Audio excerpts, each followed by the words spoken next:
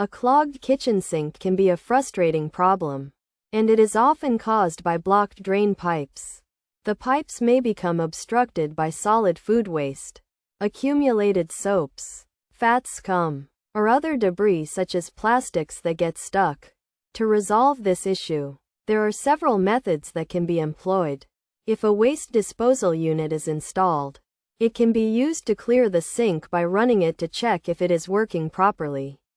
Alternatively, boiling water can be poured into the drain opening to unclog the sink. Although this method should be avoided if the sink has PVC pipes, as the hot water can cause them to melt. Another approach is to clean the P-trap, which is the elbow-shaped pipe located beneath the sink. When this pipe becomes blocked, it can lead to drainage problems, so cleaning it can often fix the issue. By trying these methods, it is possible to identify and resolve the problem of a clogged kitchen sink.